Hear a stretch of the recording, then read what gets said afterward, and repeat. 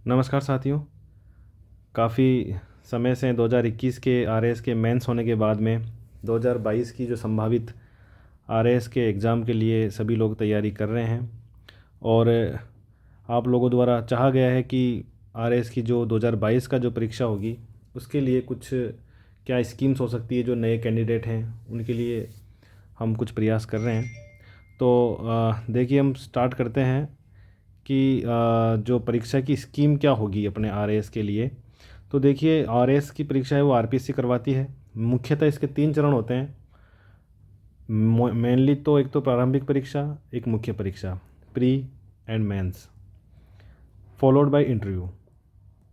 तो मोटे मोटे जो है वो प्री और मेंस का ही इसमें रोल होता है। प्री भी केवल क्वालिफाइंग नेचर की होती है। मेनली जो मेंस है वो 800 मार्क्स का होता है। यही आपके सबसे डिसाइडिंग फैक्टर इसमें होता है एग्जाम में सिलेक्शन को लेकर। सबसे पहले अपन प्रारंभिक परीक्षा पकड़ें तो प्रारंभिक परीक्षा केवल क्वालिफाइंग है, स्क्रीनिंग परीक्षण करना है। केवल 150 क्वेश्चंस होते हैं, 3 घंटे का होता है और एमसीक्यू बेस्ड होता है। तो इसमें आपको केवल क्वालिफाइंग करना है और इसके अंदर ये होता है कि आपको जो भी क्वालिफाइंग मार्क्स है वो पास करने के बाद आप एलिजिबल हो जाते हो मेंस के लिए। मेंस के लिए लगभग ये 15 गुने जो अभ्यर्थी हैं उनको अलाउ करते हैं, जितनी पोस्ट होती है उसके। तो उस हिसाब से लगभग 20,000 के लगभग मान लीजिए पिछले 2 ये वैकेंसी के अंदर अलाउ किए गए हैं, 20,000 कैंडिडेट लगभग। बात करें अपन मेंस के एग्ज़ाम की, तो मेंस एग्ज़ाम के अंदर आपके लिखित परीक्षा के साथ में 200 अंकों का एक पेपर होता है। इस प्रकार के आपके 4 पेपर होते हैं, 200 इंटू 4, तो 800 नंबर के आपके पेपर हो गए। अब इन पेपरों के अंदर आपके मेंस के, जब हम और मेंस के बारे में चर्चा डिटेल में करेंगे तब और देखेंगे कि 4 पेपर किस किस तरह के होते हैं, किस में क्या कंटेंट होता है। हिंदी इंग्लिश का एक पेपर होता है, बाकी 3 पेपर आपके जीके जीएस के होते हैं। तो उस तरह से मिला के 800 नंबर का पेपर हो जाता है। लास्ट जो फेज़ है, जब आप मेंस क्लियर कर लेते हैं उसके बाद में जो सिलेक्शन होता है, करीब 1.5 गुना या 2 गुना लगभग इतने कैंडिडेट होते हैं जो इंटरव्यू के लिए क्वालिफाइड किए जाते हैं आरपीएससी द्वारा। तो उनका इंटरव्यू एग्जामिनेशन होता है, पर्सनैलिटी टेस्ट होता है एक तरीके से आरपीएससी में। तो ये पूर्व में अब तक 100 अंकों का था। शायद अभी कुछ घोषणाएं हुई है सीएम साहब के द्वारा, तो नेक्स्ट जो वैकेंसी है उसके अंदर 10% करने के लिए कह रहे हैं। तो मे बी ये 80 मार्क्स का जो टोटल 800 का है हो जाए, लेकिन अभी कुछ डिसाइडेड नहीं है कितना होगा। चलिए, अब हम स्टार्टिंग करते हैं प्रारंभिक परीक्षा के पाठ्यक्रम से। तो देखिए, प्रारंभिक परीक्षा के पाठ्यक्रम में आपके जो सिलेबस है वो आप देखिए, डाउनलोड कीजिए आरपीएससी की वेबसाइट से। यहाँ भी मैंने उसको क्लियरली दिखाने की कोशिश की है। बाकी आप प्रिंट आउट ले लीजिए एक बार सिलेबस का और सिलेबस को एक बार अच्छे तरीके से आप देखने की कोशिश कीजिए। कंटेंट आप देखिए कि मेरे को कहाँ कहाँ से कौन सा कंटेंट पढ़ना है, उसको अच्छे से पढ़ने की कोशिश कीजिए। तो देखिए, जब थोड़ा सा सिलेबस अपन देख लेते हैं, बाकी तो और डिटेल के अंदर आप सब्जेक्ट वाइज हम और चर्चा करने का प्रयास करेंगे। बाकी एक ओवरव्यू अपन देखने की कोशिश करते हैं। जैसे राजस्थान का इतिहास है, कला है, संस्कृति, साहित्य और परंपरा एवं विरासत। तो मोटा मोटा इसमें 2 पार्ट हैं, इतिहास और आर्ट एंड कल्चर। तो राजस्थान की हिस्ट्री के संबंध में हमारे पास जो सिलेबस दिया हुआ है उसमें प्रागैतिहासिक काल से लेकर आपके जो आधुनिक राजस्थान है वहाँ तक की सारी चीज़ें, मुख्यतः आपके जो भी दिए हुए हैं राजनीतिक शासक वगैरह सभी चीज़ें हैं इसके अंदर। तो आपको ये चीज़ें कवर करने के लिए आप एक पेनोरमा की बुक आती है, अगर डिटेल में आप पढ़ना चाहें राजस्थान कला संस्कृति के नाम से, तो पेनोरमा की आप ले सकते हो बुक, उसके क्वेश्चंस निकाल सकते हो। पीछे उसमें पुराने और क्वेश्चंस दिए होते हैं।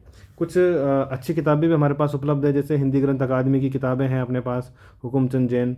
और इसके अलावा एक मोटी चीज़ हम देखें तो मोटी चीज़ के अंदर हमारे पास ये है कि एक तो राजस्थान अध्ययन की जो हमारे पास में 9 से 12 तक की किताबें हैं पुरानी, ये आप ज़रूर परचेज़ कर लें। यदि आप स्टार्टिंग से तैयारी कर रहे हैं, एक बार आपने पहले कभी नहीं पढ़ी है, तो आप एक बार मार्केट से 9 से 12 तक की आरबीएससी की ओल्ड राजस्थान अध्ययन ले लें। उसमें राजस्थान का उससे बढ़िया मैटर आपको कहीं नहीं मिलेगा।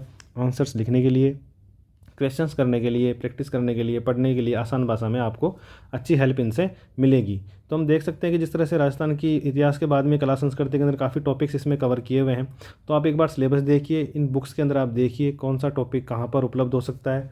उस हिसाब से आपको अपने सब्जेक्ट के जो कंटेंट हैं उनको आपको चुनना है। और एचडी सिलेबस पढ़ने का तरीका देखो, मैं थोड़ा सा इसमें क्लियर कर दूं कि सिलेबस पढ़ने का तरीका भी इस तरह का होता है कि जैसे वास्तु परंपरा है, तो वास्तु परंपरा में हमें क्या क्या पढ़ना है, मंदिर, राजस्थान में कौन कौन से एरिया में किस तरह के मंदिर हैं, किस धर्म के मंदिर हैं, कहाँ कोई फेमस मंदिर है, कहाँ है, किसने बनवाया, इस तरह से सामान्य जानकारी, कुछ विशेषताएँ उसकी वो हमें पता होनी चाहिए। किले हैं, तो किले हमारे पास जितने भी किले हैं राजस्थान में मुख्य मुख्य, उनके बारे में 5-7 बिंदुओं के बारे में अपन को जानकारी होनी चाहिए। महल है, तो इस तरह एक एक टॉपिक को लेकर वो चीज़ें कहाँ कैसे क्लियर हो पाएगी उसके बारे में हमें चर्चा करनी। जैसे हस्तशिल्प है, चित्रकला की विभिन्न शैलियाँ हैं, उसके अलावा अपने मानव निर्मित जलीय संरचनाएँ हैं, तो जैसे झीलें वगैरह है, कृत्रिम झीलें हैं, कोई बावड़ियाँ हैं, इस तरह की चीज़ें हैं, तो वो हमें इसके हिसाब से क्लियर करना है। इसके बाद हम देखें तो हम आगे आएँ, ये कुछ लिंक्स इसमें पीडीएफ में शेयर कर दूंगा अपने टेलीग्राम चैनल पे ओनली आरएस पे, तो वहाँ आप जो इन बुक्स को डाउनलोड का लिंक और परचेजिंग या लिंक या कुछ तरह का जो भी लिंक है वो आप एक बार क्लिक करके देखिएगा, तो आपको ये बुक्स भी अवेलेबल वहाँ हो जाएगी। नेक्स्ट अपन चलते हैं, हिस्ट्री का जो पोर्शन है उसमें भारत का इतिहास। देखिए जो इतिहास है वो इतिहास मोटे मोटे तरीके से हमारे पास 3 तरीके से डिवाइड करते हैं अपन, world history, Indian history, then Rajasthan history. तो वर्ल्ड हिस्ट्री हमारे पास में अभी प्रीलिम्स में तो नहीं है, मेंस में है। इसके अलावा इंडियन हिस्ट्री को अपन क्लियर करते हैं अपन 3 चीज़ों के अंदर। सबसे पहले एंशियंट, प्राचीन भारत, मेडाइवल, मध्यकालीन भारत, और आधुनिक भारत। देन अपना राजस्थान को भी हम 2 में डिवाइड कर लेते हैं कि जो एंशियंट और मिडिल एक साथ पोर्शन ले लेते हैं अपन, और उसके बाद में अपना जो मॉडर्न राजस्थान है। तो इस तरीके से हिस्ट्री का एक वाइड पार्ट है हमारे पास इसके क्लासिफिकेशन का। तो हम देखें तो हमने राजस्थान वाला पोर्शन देखा, वर्ल्ड हिस्ट्री हमारे पास है नहीं इसमें, तो हम आगे चलते हैं। तो बात करते हैं इंडिया की। तो इंडिया में देखिए सबसे पहले प्राचीन काल और मध्यकाल।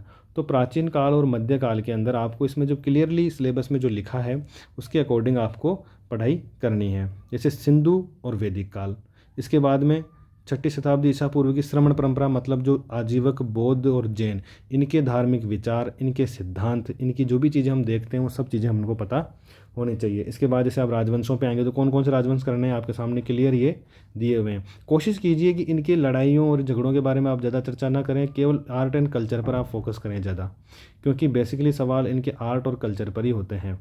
जैसे इनकी मूर्ति कला है, इनके जो महल वगैरह बनाए हुए हैं, कुछ और स्मारक वगैरह बनाए हुए हैं, बुद्ध में जैसे स्तूप वगैरह हैं, तो इस तरह की चीज़ों को आप कोशिश कीजिए। साहित्य है तो उनको आप क्लियर करने की कोशिश करें, ज़्यादा उनकी स्टोरीज़ के अंदर अपन ज़्यादा ना जाए, मुख्य मुख्य घटनाओं का ध्यान रखें, बाकी ज़्यादा अपन उस पर वो ना करें।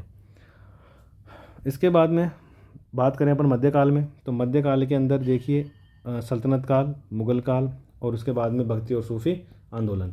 तो सल्तनत काल के अंदर उनकी उपलब्धियां बात करनी है अपन को केवल। एक विजयनगर, आप ध्यान रखिए विजयनगर की सांस्कृतिक उपलब्धियां हमेशा पूछी जाती है कई बार सवालों में, साहित्य और इसके जो वास्तुकला है उसके संबंध में। मुग़ल काल में भी यही चीज़ आपको रखनी है। कुछ चुनौतियाँ और कुछ मुख्य मुख्य जो घटनाएं हैं वो मुग़ल काल की देखिए आप। भक्ति सूफी आंदोलन हमेशा एक सवाल पूछा जाता है प्रीलिम्स के अंदर कि कई बार मिलान करवा लिया जाता है कि ये सूफ़ी जो आंदोलन से जुड़े हुए लोग और इनके कुछ विशेषताएं हैं या कुछ तरह उनके कुछ उपनाम हैं, इस तरीके से कई बार लिंक करवा लिया जाता है, कई बार सीधा उनके साहित्य से संबंधित सवाल पूछ लिया जाता है। तो इस तरह से ये चीज़ें अपन को पता होनी चाहिए। वैसे भक्ति के अंदर है अद्वैतवाद है, द्वैतवाद है, तो कई बार मिलान कराने वाले, सुमिलित करने वाले प्रश्न भी सीधे सीधे पूछे जाते हैं। तो यहाँ से लगभग हमेशा एक आध प्रश्न पूछा ही जाता है, तो आप ये अच्छे से नोट कर लें। अब देखिए हिस्ट्री में जो मेजर पोर्शन है हमारा वो आधुनिक काल को लेकर आता है। तो modern history very very important है। हिस्ट्री, इंडियन हिस्ट्री के अंदर अधिकतर सवाल आपके यहीं से बनते हैं। एंशियंट और मिडाइवल के अंदर आपके ज़्यादा सवाल नहीं बनते हैं, लेकिन मॉडर्न से हमेशा आपके 4 या 5 सवाल आपके बनेंगे। तो देखिए ज़्यादा ही बन सकते हैं, 5 से लेकर मेरे हिसाब से 7-8 सवाल भी कई बार मॉडर्न हिस्ट्री से पूछे गए हैं। तो देखो इसमें आपके क्या है कि आधुनिक भारत के इतिहास में मुख्यतः 3 चीज़ें हैं। एक तो जो स्टार्टिंग का जो हमारे पास सामाजिक आर्थिक सुधार है, जैसे बौद्धिक जागरण की बात करते हैं अपन, पुनर्जागरण की बात करते हैं, सामाजिक आर्थिक धार्मिक सुधार है, इसमें राजा राम मोहन राय, विवेकानंद, दयानंद सरस्वती, तो उन सभी उनके नेता कौन कौन नेता थे, उनकी कौन कौन सी संस्थाएं थी, उनके बारे में अपन को अच्छे से पढ़ना है। वहाँ से एक सवाल लगभग हमेशा पूछा जाता है। स्वतंत्रता संघर्ष तो 1857 से लेकर हमारे 1947 तक जो जो घटनाएं हमारे पास हुई है, अलग अलग जहाँ जहाँ देश में जहाँ जहाँ जो भी अलग अलग हिस्सों का योगदान है वो सारा हमें देखना है। इसमें आपका राष्ट्रीय आंदोलन भी पूरा कवर हो जाएगा। तो ये मोटे सवाल आपके यहाँ से बनते हैं। लास्ट में जैसे कैबिनेट मिशन आए, उसके अलावा क्रिप्स मिशन आए, तो इस तरह से कई वेबल प्लान बना, माउंटबेटन प्लान है, कई एक्ट आए, भारत शासन अधिनियम 1935 है, आपके भारत शासन अधिनियम 1909, 1919, और 1935। इनसे कई बार एक आध प्रश्न हमेशा बन जाता है। इनके बारे में अपन क्लियरली पढ़ने की कोशिश करें कि ये चीज़ें तो हमें करनी ही करनी है। उसके बाद में भाषाई पुनर्गठन है, तो जैसे किस तरह से कौन सी समितियाँ बनी, फजल अली आयोग बना, तो इस तरह से आपको चीज़ें ये कवर करनी है। पढ़ने के लिए देखिए कि प्रारंभिक और मध्यकालीन भारत के लिए आप राजस्थान बोर्ड की जो ओल्ड बुक्स हैं वो आप प्रेफर कर सकते हैं। इसके अलावा एक ओपन बुक्स भी, जो ओपन यूनिवर्सिटी है VMOU, उसके भी कुछ बुक्स चलती है। इसके अलावा आप आधुनिक भारत के लिए देखो स्पेक्ट्रम आप बढ़िया से फॉलो कर सकते हो। राजस्थान की बोर्ड की जो बुक है उसमें भी अच्छा दिया हुआ है। तो आप कंटेंट बहुत ज़्यादा कंटेंट होता है तो अपन को केवल सिलेबस के अकॉर्डिंग अपन को जितना जहाँ पर ज़्यादा जोर देना है वहाँ पर अपन को अच्छे से उस कंटेंट को तैयार करना है। इसके बाद हम चलते हैं विश्व में भारत का भूगोल। देखिए वही ज्योग्राफी की बात करेंगे तो ज्योग्राफी भी वही 3 पोर्शन में बढ़ जाएगी हमारे पास, वर्ल्ड, इंडिया और राजस्थान। तो आप देखिए कि वर्ल्ड ज्योग्राफी से 3 या 4 सवाल हमारे पास हमेशा आते हैं। इंडिया से हमारे पास 5-1 सवाल आ जाएंगे, लेकिन राजस्थान ज्योग्राफी से हमारा आपके पास 15-1 सवाल लगभग आते हैं। तो मेजर पोर्शन ज्योग्राफी का अच्छा होता है, अच्छे आपकी स्कोरिंग होता है, अच्छी मार्किंग आप कर सकते हो। तो इस तरीके से राजस्थान जो एक्चुअली जो ज्योग्राफी उस पर आपको फोकस करना है। वर्ल्ड ज्योग्राफी में देखिए आप देखेंगे सिलेबस तो पर्वत, पठार, मैदान और मरुस्थल प्रमुख स्थला करती हैं। मतलब कौन से देश में कौन सा पर्वत है, कौन सा मैदान कौन से देश में है, कौन से महाद्वीप में है, कौन सा मरुस्थल कहाँ है। ये लगभग हमेशा जो RS में सवाल पूछे गए हैं प्रीलिम्स के अंदर वो इसी तरीके के पूछे गए हैं कि 1 2 3 4 और यहाँ पर कुछ शहर का नाम लिख दिया, कोई मरुस्थल का नाम लिख दिया या कुछ मैदानों का नाम दे दिया, पर्वतों का नाम दे दिया और सामने उनके देशों के साथ मिलान करवा लिया गया। तो आपको इसी ओवरव्यू से पढ़ना है। इसके लिए आप हेल्प ले सकते हो, स्कूल एटलस हैं, ओरिएंटल ब्लैक स्वान का आता है और एक ऑक्सफोर्ड का आता है। तो आप जो भी आपको उचित लगे वो आप ले लें। तो एटलस के अंदर हम देखते हैं तो ये चीज़ें हमें ज़्यादा अच्छे तरीके से माइंड में स्टोर होती है कि कौन सा पर्वत कहाँ पर स्थित है। वैसे ही नदियाँ हैं, झीलें हैं, औद्योगिक प्रदेश हैं। इसके अलावा पर्यावरणीय मुद्दे जो आप एनवायरनमेंट के साथ या करंट के साथ जो आप पढ़ लेंगे उसमें कोई ज़्यादा लोड लेने वाली बात नहीं है। बात करें भारत के भूगोल की तो यहाँ पर भी वही है, पर्वत, पठार, मैदान, या थोड़ा सा आपको डिटेल में स्टडी करनी है।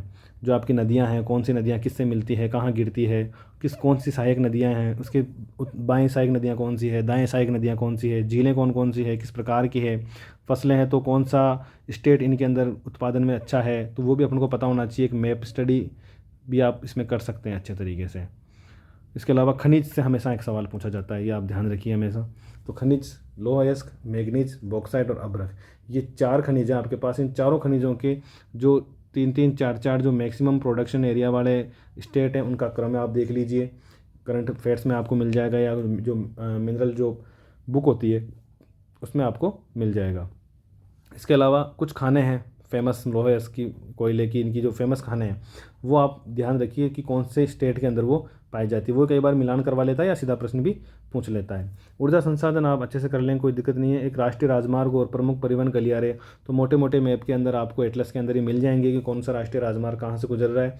तो जो भी फेमस हैं, प्रमुख हैं, जो लंबे हैं, छोटे हैं, इस तरीके से उनको आप अच्छे से कर पाओगे। अब अपन आते हैं राजस्थान के भूगोल पर। तो राजस्थान का भूगोल इस तरीके से है कि देखिए इसके 15 प्रश्न आपके पास आएंगे, लगभग 15 प्रश्न। तो आपको अच्छे से इसको तैयार करना है। इसका सोर्स हम देखें तो सबसे पहले तो आपको राजस्थान अध्ययन की जो किताबें हैं उनके अंदर काफ़ी अच्छा सोर्स आपको मिल जाएगा। उनके 9 से 12 के अंदर चैप्टर वाइज है, तो आप देख लीजिए सिलेबस में हमें कौन कौन सी चीज़ें कवर हो रही है। इसमें एक हरिमोहन सक्सेना जी की बुक आती है हिंदी ग्रंथ अकादमी की, तो आप उसको भी अच्छे से रेफ़र करिए और सिलेबस को अच्छे से पूरा समअप करके टॉपिक वाइज आप करेंगे तो मुझे उम्मीद है कि राजस्थान के भूगोल में आप पूरे क्वेश्चन अटैम्प्ट कर पाओगे सही।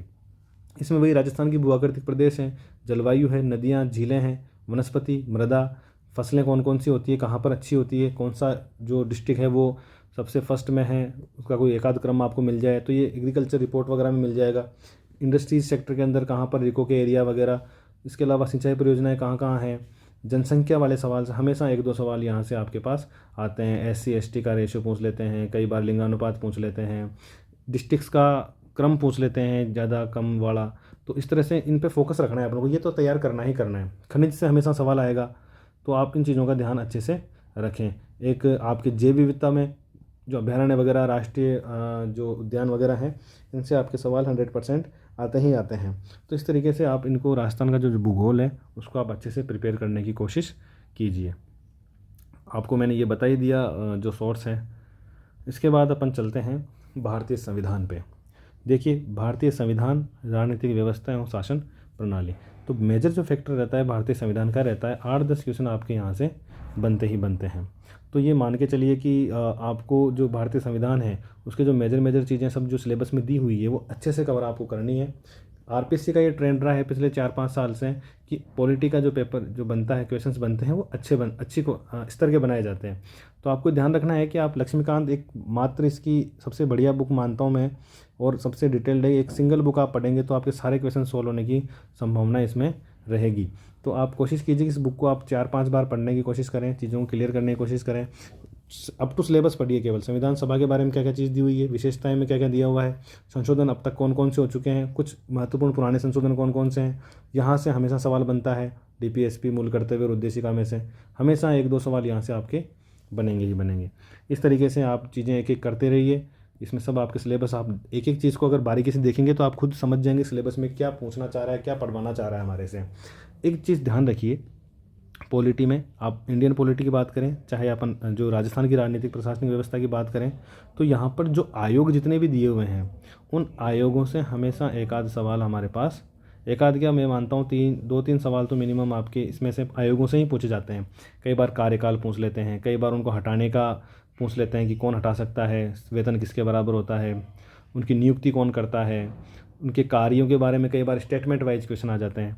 तो वो आपको अच्छे से इसमें जो चीज़ें हैं, ये आयोग जितने भी लिखे हुए हैं स्टेट के, और वो उन सब के बारे में आपको पता रखना है। एक आप समरी पेज टाइप का बना सकते हो लास्ट के अंदर, जब आप पढ़ के एग्ज़ाम के प्रिपरेशन करने के लिए बिल्कुल, मतलब प्रिपरेशन करके आप एग्ज़ाम देने के लिए पूरा रेडी हो जाओ, उस टाइम आप इस तरह से बाइफरकेट कर सकते हो कि ये जैसे भारतीय निर्वाचन आयोग ये है तो राज्य निर्वाचन आयोग में क्या स्थिति है, राष्ट्रीय मानवाधिकार आयोग ये है तो राज्य मानवाधिकार आयोग में क्या स्थिति है। तो कंपेरेटिव स्टडी आप करेंगे तो उससे आपको फ़ायदा होगा और चीज़ें अच्छे से याद हो पाएगी। स्टेट वाला आपके वैसे कॉन्स्टिट्यूशन में कवर हो जाएगी ये चीज़। थोड़ा जिला प्रशासन के बारे में देख लीजिए कि क्या है जिला प्रशासन में, कलेक्टर है, एसडीएम है, तहसीलदार है, पटवारी है, थोड़ी थोड़ी बेसिक फैक्चुअल जानकारी उनकी आप ले लीजिए। तो लक्ष्मीकांत आप पढ़ें। इसके अलावा हिंदी ग्रंथ अकादमी की राजस्थान प्रशासनिक और राजनीतिक व्यवस्था पे अच्छी किताब है। तो सिलेबस वाइज जो आपको टॉपिक इसमें से चाहिए वो आप अच्छे से निकाल के पढ़िए। नेक्स्ट अपन चलते हैं आर्थिक अवधारणाएँ। मेनली अब आगे आपकी इकोनॉमिक्स भी 3 पार्ट में अपन डिवाइड कर सकते हैं, वर्ल्ड, इंडियन और राजस्थान। तो वर्ल्ड इकोनॉमिक्स तो अपने पास इसमें अभी इतना जो डिटेल्ड सिलेबस है वो इसमें है नहीं, वो मेंस में अभी कवर होती है। इंडियन सिलेबस की बात करें अपन, इंडियन इकोनॉमी की, सॉरी, तो इंडियन इकोनॉमी में देखिए आपको जो बेसिक जो इकोनॉमिक्स का पोर्शन है ना वो आपको पढ़ना है। बेसिक नॉलेज होनी चाहिए। बेसिक नॉलेज का मतलब ये है कि आपको बैंकिंग का सिस्टम पता होना चाहिए, कौन कौन सी रेट्स वगैरह होती है, कुछ इंस्टीट्यूशंस के बारे में आपको पता होना चाहिए, बैंकिंग इंस्टीट्यूशंस वगैरह। इसके अलावा कुछ आपके जैसे मुद्रास्फीति है तो उसकी अवधारणा है, क्या होता है बैंक रेट, और ये जो बैंकिंग जो पॉलिसी वगैरह होती है उसका मुद्रास्फीति के साथ संबंध है, उनके बारे में आपको पता होना चाहिए। राजकोषीय नीति और मौद्रिक नीतियाँ हैं, तो राजकोषीय नीति में फिस्कल डेफिसिट क्या होता है, रेवेन्यू डेफिसिट क्या होता है, इनकी डेफिनेशन वगैरह, वो सब चीज़ें, मतलब बेसिक नॉलेज आपको कुल मिलाकर होनी चाहिए बैंकिंग की। इसके अलावा आप राजकोषीय और मौद्रिक नीति की और मुद्रास्फीति, बेस कम से कम आप इन 3 चीज़ों को तो अच्छे से पढ़ें। बाकी आप इसके अंदर जैसे राष्ट्रीय आय दिया हुआ है तो यहाँ से भी कई बार सवाल पूछा ही जाता है हमेशा। तो बेसिकली 3-4 फॉर्मूले हैं तो उनके बारे में आप थोड़ा समझने की कोशिश करेंगे बुक वगैरह से, तो आप अच्छे से कर पाओगे। इसके लिए एक इंडियन इकोनॉमिक्स की TMH की बुक भी आती है। इसके अलावा आप चाहें तो DLS पब्लिकेशन की भी एक बुक है भारतीय अर्थव्यवस्था पे, तो वो भी आपको हेल्प करेगी इसके अंदर पढ़ने के लिए, बेसिक नॉलेज लेने के लिए। इसके अलावा ये आपका करंट के साथ में और इन बुक्स वगैरह से आपका कवर हो जाएगा DLS पब्लिकेशन से ये वाला टॉपिक। कुछ सूचकांक हैं जैसे HDI है तो क्या रैंकिंग है, क्या इसके नॉर्म्स वगैरह हैं, तो वो आपको पता होना चाहिए। इनकी आपको नेट से दृष्टि IS के जो करंट के जो चलते रहते हैं उनके आपको इन चीज़ों के बारे में जानकारी मिल जाएगी। अब लास्ट में अपना जो फोकस है राजस्थान की अर्थव्यवस्था पे। देखिए सिलेबस में जो लिखा है ठीक है, कोई दिक्कत नहीं है, सिलेबस पे ज़्यादा फोकस नहीं रखना है राजस्थान की अर्थव्यवस्था में। आपको लेना है आर्थिक समीक्षा लेटेस्ट, जैसे मुझे लगता है कि अभी फरवरी 22 वाली जो आर्थिक समीक्षा है वो आप लीजिए अच्छे से। उसके टॉपिक वाइज जो सवाल पुराने आए हुए हैं, स्टार्टिंग की पूरी टेबल, इसके अलावा उसके डाटा जो इम्पोर्टेंट है, कम से कम जो फर्स्ट पेज पे टेबल बना के या अलग कलर के अंदर डाटा दिया जाता है वो आपको अच्छे से याद होना चाहिए। वहाँ की स्कीम्स, कौन कौन सी स्कीम्स है उनके बारे में जानकारी। इसके अलावा जो भी चीज़ें, मतलब आप ओल्ड पेपर देखिए और उन चीज़ों को देखेंगे तो आपको आर्थिक समीक्षा से सवाल कम से कम 15 सवाल आपको मिनिमम यहाँ से मिलेंगे, डायरेक्टली और इनडायरेक्टली। कई बार ज्योग्राफी से लिंक्ड होंगे, कई बार हिस्ट्री से लिंक्ड हो सकते हैं, लेकिन होते सवाल राजस्थान की अर्थव्यवस्था के इकोनॉमिक रिव्यू से ही। तो आप इनको अच्छे से जो राजस्थान की अर्थव्यवस्था है उसके लिए आप आर्थिक समीक्षा तैयार कीजिए और शॉर्ट नोट्स बनाने की कोशिश कीजिए कि पूरी 350 पेज की किताब बार बार ना पढ़नी पड़े, या तो उसमें आप हाईलाइट कर लें, या इंपॉर्टेंट जो टॉपिक्स हैं, इंपॉर्टेंट जो फैक्ट्स हैं उनको आप अपनी 20-25 पेज के अंदर समेटने की कोशिश करें। तो बार बार पूरे को रिवाइज नहीं करना पड़ेगा। आप 20-25 पेज रिवाइज करोगे तो आपको अच्छे से ये याद हो जाएगी। एक लक्ष्मीनारायण नाथुराम का भी है, लेकिन आपको अगर डिटेल्ड थोड़ा अगर मान लो कोई टॉपिक नहीं मिल रहा है तो आप इसको रेफ़र कर सकते हो। बाकी यहाँ से आपका लगभग सिलेबस कवर हो जाएगा। नेक्स्ट हम साइंस एंड टेक बचती है हमारे पास।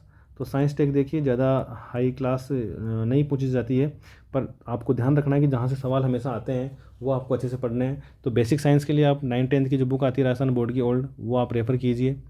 वहाँ से आपका बेसिक जो साइंस है वो कवर हो जाएगी।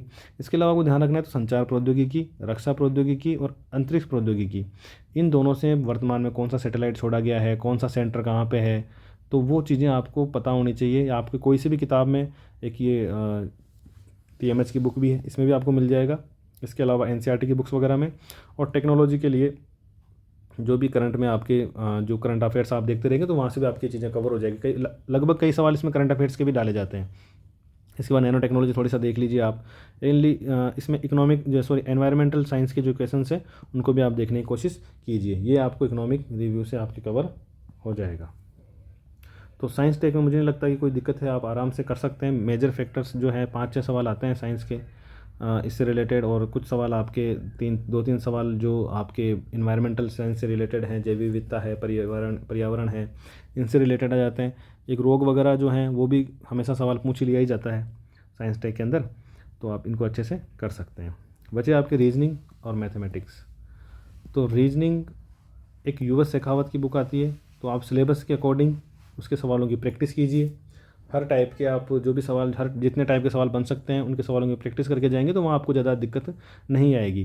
15 से लेकर 20 सवाल आपके मेंटल और रीजनिंग के और मैथमेटिक्स के आते हैं, तो आप इनमें अच्छे से पूरे सवाल कोशिश कर सकते हैं, आप सही करें।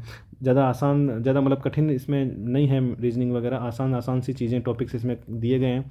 तो आप बुक कोई सी भी ले लीजिए, चाहे S चांद की ले लीजिए, RS अग्रवाल या US शेखावत ले लीजिए, आपको ये चीज़ें कवर हो जाएगी। मैथमेटिक्स की बात करें तो यहाँ पर भी देखिए एक चार्ट का सवाल हमेशा आता है, एक आपकी ब्याज वगैरह अनुपात, समानुपात, प्रतिशत, तो एक सवाल भी करें तो इसके करीब 10-15 सवाल आपके मैथमेटिक्स के यहाँ से कवर हो जाते हैं। तो आपके आराम से 20 सवाल यहाँ से आप सही कर सकते हो। इसके लिए भी आप RS अग्रवाल ले सकते हैं मैथमेटिक्स के लिए, और सवालों की प्रैक्टिस कीजिए टॉपिक वाइज, आप अच्छे से सवाल कर लोगे। अब हम आते हैं करंट अफेयर्स पे। तो देखो करंट अफेयर्स मेजर पोर्शन रखता है, अलग से तो इसके 10-15 सवाल आते ही आते हैं, लेकिन अदर सब्जेक्ट के जो सवाल होते हैं वो भी यहाँ पर मैटर करते हैं। कई बार सवाल करंट अफेयर्स का होता है लेकिन वो राजस्थान ज्योग्राफी में पूछा जाता है, क्योंकि उस समय वो चर्चा में होता है या उससे रिलेटेड या इनडायरेक्टली तरीके से वो पूछा जाता है। देखिए 3 चीज़ें हैं यहाँ पर। तो सबसे पहले अपन देखें जो भारतीय और अंतर्राष्ट्रीय जो करंट अफेयर्स है वो हम दृष्टि से और क्रोनोलॉजी से हम कर सकते हैं।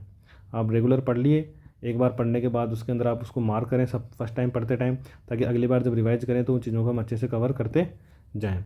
और राजस्थान के लिए आप मूमल लीजिए, मूमल हर 2 महीने आती है और लास्ट में अर्धवार्षिकी वगैरह आती है, उसको आप अच्छे से 2 या 3 बार पढ़ने की कोशिश कीजिए। लास्ट में आप अच्छे से रिवाइज करके जाइए उनको, मतलब एक बार और नज़र मार लीजिए ताकि सवाल उसमें अपने अच्छे से हो जाएँ। तो इस तरीके से ये सिलेबस जो कंप्लीट है, मैंने इसका एक मोटा मोटा ओवरव्यू आपको दिया है, ताकि आप अगर तैयारी प्रारंभ कर रहे हैं तो आपके दिमाग में ये चीज़ें हों कि मुझे कितना क्या कवर करना है अभी प्रीलिम्स के लिए। फिर हम मेंस पे भी आएंगे, लेकिन अभी एक बार प्रीलिम्स के लिए हम क्या क्या चीज़ें हमें करनी है।